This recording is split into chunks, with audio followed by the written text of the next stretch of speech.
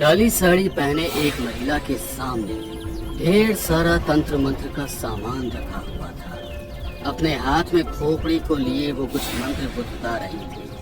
कुछ देर के बाद वो अपने बालों को खोलकर अपने सर को गोल गोल घुमाने लगी। घर में लगे हुए बल्ब कभी जल रहे थे तो कभी बुझ रहे थे।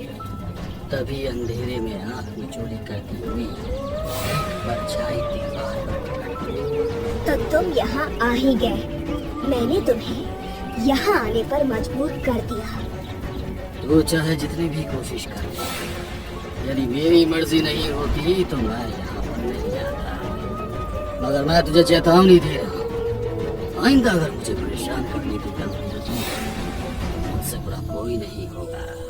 तुझे कौन परेशान करना चाहता है? तुझे तो कैद मिलेगी ताकि तू किसी और को परेशान न कर सके। कहते हुए वो महिला और तेजी से मंत्रोच्चारण शुरू करने लगती है, मगर वो परछाई जोर जोर से हंसने लगी और बोली,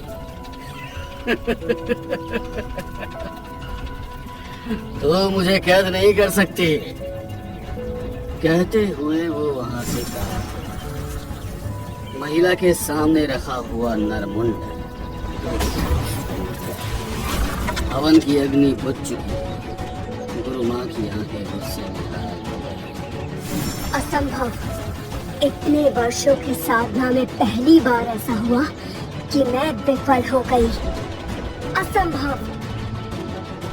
गुरु माँ जितनी परेशान थी उससे ज्यादा दुखी उस घर के लोग थे, जो बड़ी शिद्दत से चाहते थे कि वो अपनी साधना में सफल हो जाए और उन्हें इस बला से छुटकारा मिले। उज्जैन शहर बाबा महाकाल की नगरी, वहां पर मौजूद शमशान को भी जागृत शमशान माना जाता है। कहा जाता है जैसे काशी में करने वाले को मोक्ष प्राप्त होता है, ऐसे महाकाल की नगरी में करने वाले को भी मोक्ष मिलता है। वही महाकाल मंदिर पर दर्शन करने के बाद एक परिवार मंदिर से बाहर निकल रहा था। तब घर की छोटी बच्ची को एक तांत्रिक ने अपने पास इशारे से बुलाया और वो बच्ची सम्मोहित होकर अपनी माँ का हाथ छुड़ाकर उसके पास जाकर खड़ी हो गई। बेटा, तुझे खिलौना चाहिए? हाँ, मुझे चाहिए। ये ले, मगर अपने घर वालों को उसके बारे में मत बताना।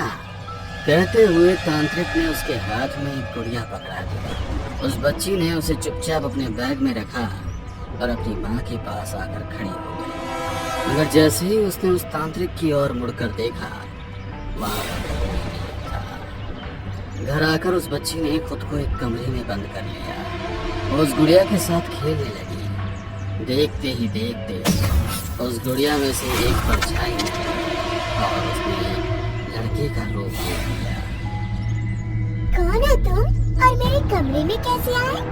मैं बरसों से इस गुड़िया के अंदर था। बहुत दिन अपने दोस्त से मिलने के लिए छटपटा रहा था।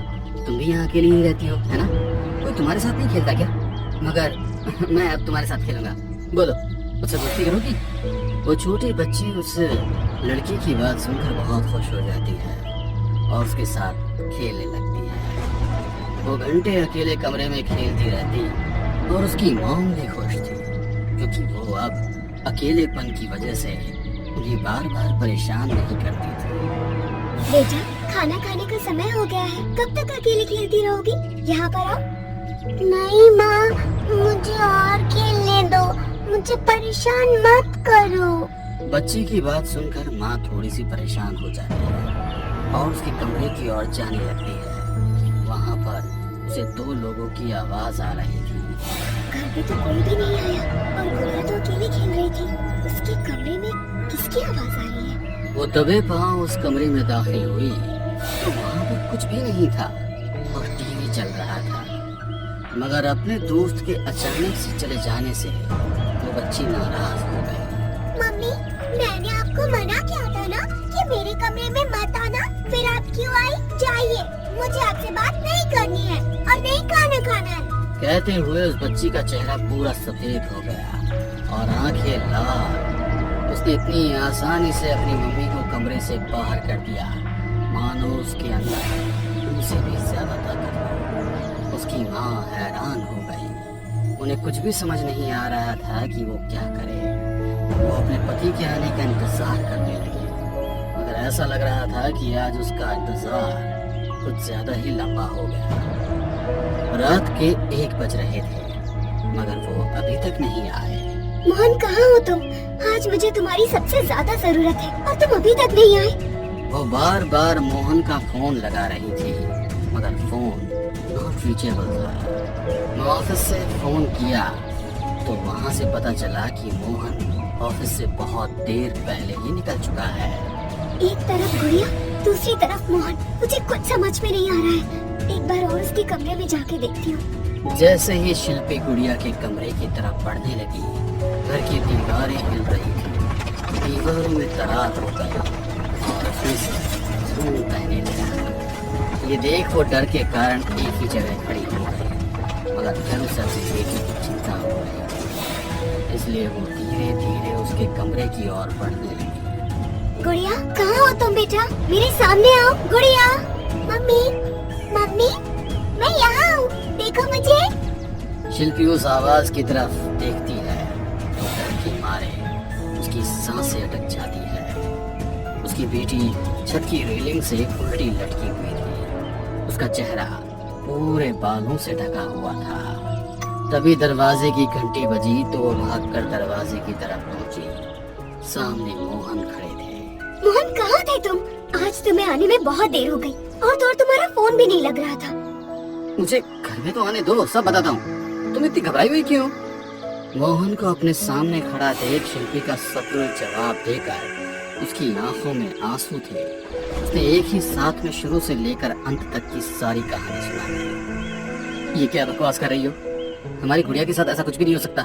कहते हुए वो भागकर गुड़िया के कमरे में पहुंचा तो गुड़िया दीवार की तरफ मुंह घुमाए बैठी थी। धीरे धीरे उसकी तरफ बढ़ते हुए जैसे ही मोहन उसके कंधे पर हाथ रखा और उसने अपनी गर्दन पीछे पूरी घुमा दी, उसका पूरा चेहरा खून से सना हुआ था। उसके हाथ में उनका पालतू तोता था जिसे वो कच्चा चबा रही थी। पापा, पापा आ गए। कहते हुए वो जोर जोर से हंसने लगी। मोहन डरकर शिल्पी के साथ उस कमरे से बाहर भाग गया। उन्होंने उस कमरे को बाहर से लॉक किया, हॉल में आकर बैठ गए। शिल्पी, अभी जो कुछ भी हमने देखा वो सच था या सपना? मुझे तो यकीन ही नहीं हो रहा है। मोहन, मुझे भी यकीन नहीं हो रहा है कि हमारी बेटी के साथ ये सब क्या हो रहा है। हमें जल्दी किसी को ढूंढना होगा जो हमें इस समस्या से छुटकारा दिला सके। अब तो गुरु माँ ही हमें इस समस्या से बाहर निकाल सकती है। हाँ, कल सुबह ही मैं गुरु माँ को फोन लगा दूंगा। बस आज की रात अच्छी तरह से बीत जाए। जैसे तैसे रात गुजर कर सुबह होती है। मोहन सबसे पहले गुरु माँ को फोन लगाता है। गुरु माँ आकर सारी हालत देखकर पूजा की तैयारी करती है, मगर वो पूजा विफल हो जाती है। गुरु माँ, अब हम लोग क्या करेंगे? गुरु माँ के चेहरे पर भी चिंता की लकीर आ गई। उन्हें भी समझ नहीं आ रहा था कि अब क्या करना है। उसी समय वो गुड़िया भी उड़ते हुए वहाँ पर आ गई। वो गुड़िया कभी हंसती तो कभी रोती, कभी गुमसुम सी बैठी रहती। तभी उस गुड़िया में से एक परछाई बाहर आई और बोली, मैंने कहा था ना कि तू मेरा कुछ भी नहीं बिगाड़ सकती। अगर तूने मेरी बात नहीं मानी, अब सुन, यहाँ से चली जा, इन दोनों को भी ले जा। मैं अपने दोस्त के साथ यहाँ बहुत खुश हूँ। चले जाओ यहाँ से, वरना मुझसे बुरा कोई नहीं होगा। कहते हुए उसने अपना हाथ ऊपर किया तो मोहन और शिल्पी दोनों हवा में लगे। उनकी बेटी के मुंह से आवाज आ रही थी, मुझे समझ में आ गया, तू इतनी आसानी से यहाँ से नहीं जाएगी। मैं पिछले 100 सालों से भटक रहा हूँ। जहाँ भी जाता हूँ लोगों को जिंदा खा जाता हूँ। इस बच्ची ने मेरे साथ खेलना मंजूर किया, इसीलिए अभी तक ये जिंदा है। और यदि तुम चाहते हो कि ये जिंदा रहे तो चले जाओ यहाँ से। उसकी बातें सुनकर मोहन और शिल्पी दोनों की आंखों से आंसू निकल आए। गुरु माँ, कुछ कीजिए। गुरु माँ ने तुरंत उस बच्ची के कुछ बालों को काटा और जो खिलौना उसके हाथ में था उसके शरीर पर बांध दिया। फिर कुछ मंत्रों का जाप करते हुए उस गुड़िया के ऊपर नींबू का रस और सिंदूर डाला, फिर उसे जला दिया। उसे जलाओ मत, वो मेरा ठिकाना है।